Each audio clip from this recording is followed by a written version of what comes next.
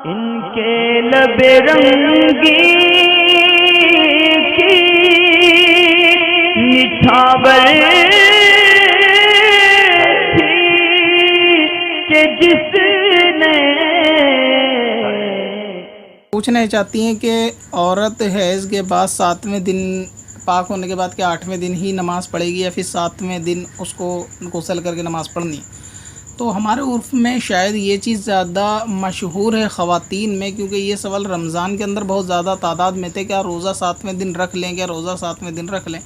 इससे मालूम ही चलता है शायद ख़वातीन के जहन में ये चीज़ रहती है कि पीरियड्स के दौरान औरत 7 दिन तक ही नापाक रहेगी और ये रोज़ा नमाज जो है 7 दिन के बाद करेगी। हालांकि ये बात बिल्कुल गलत मशहूर है। सारी औरतों ने अपने लिए ये 7 दिन जो अपनी अकल से मुकर्रर कर रखे हैं ये बिल्कुल गलत है। इसके बारे में पहले मैं एक सेपरेट वीडियो बना भी चुका हूँ कि हैज़ किसको कहते हैं और हैज़ के दौरान दिन कितने किसके होते हैं, इसके हिसाब से एक वीडियो पहले बनी हुई है। आप चाहें तो उसका लिंक डिस्क्रिप्शन में मैं दे दूँगा, आप उस पर क्लिक करके उसको देख सकती हैं।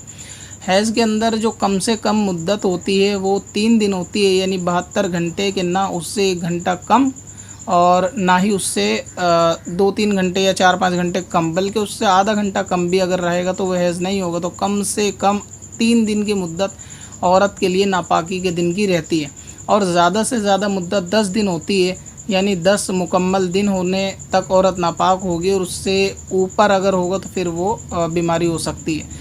इस 3 और 10 जो मिनिमम और मैक्सिमम है, इसका मतलब ये होगा कि जितनी इस्लामी बहनें हैं वो इन 3 से 10 दिन के दरमियान ही नापाक होंगी।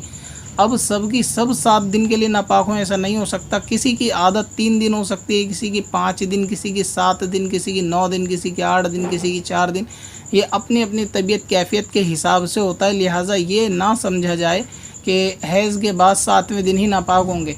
मिसाल के तौर पे आप ख़ुद अपनी आदत को देखें कि आखिरी वक्त आपका जो हैज़ था वो कितने दिन का था। अगर आप 4 दिन में हैज़ से फ़ारिग हो गई थी तो आपको 5वें दिन की नमाज रोज़ा करना होगा।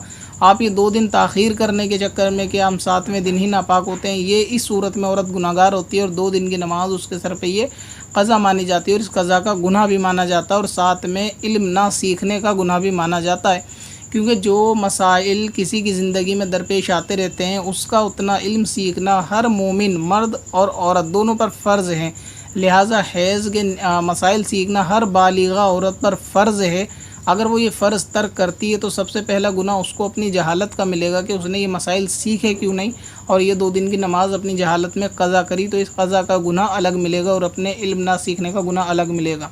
लिहाजा ये तसव्वुर रखना कि औरत हैज़ में 7वें दिन ही पाक होती है बिल्कुल गलत बातिल है। बल्कि सही ये है कि औरत की आदत हर औरत की अलग अलग मुख्तलिफ होती हैं।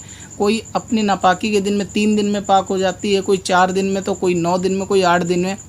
लिहाजा जब आप अपना आप को महसूस करें कि अब आपका हैज़ बंद हो गया और आपकी आदत के दिन मुकम्मल हो गए, 4 दिन थे 4 दिन मुकम्मल हो गए, तो आपको चाहिए कि आप गुस्ल करके फिर नमाज की तैयारी करें, 7 दिन तक बैठी ना रहें। इसी तरह हर औरत 7 दिन बैठे ज़रूरी नहीं है, किसी को आदत 9 या 10 दिन की भी होती है तो उनको चाहिए उनको 7 दिन के ऊपर भी यानी नमाज माफ़ होगी। मगर सब ने एक ये जहन बना रखा होता है शायद कि 7वें दिन, क्योंकि इसमें कहा यह जाता है कि 1 हफ़्ते की नमाज़ें माफ़ होती हैं, तो 1 हफ़्ते से मुराद 7 दिन लेते हैं, जबकि सब के 7 दिन नहीं हैं। तो इस बात का एहतियात रखें, इस बात का ख्याल भी रखें कि आपके जो दिन हो सकते हैं वो नापाकी के 4 भी हो सकते हैं और 3 भी हो सकते हैं और 5 भी हो सकते हैं। जैसे ही वो दिन मुकम्मल होंगे तो आपका सवाल था कि 7 दिन तक रुकना पड़ेगा, तो बिल्कुल रुकना नहीं पड़ेगा। आपको गुस्ल करके फ़ौरन नमाज़ पढ़नी पड़ेगी और हर इस्लामी बहन को इस चीज़ में एहतियात की बहुत ज़्यादा ज़रूरत है। पत्थर में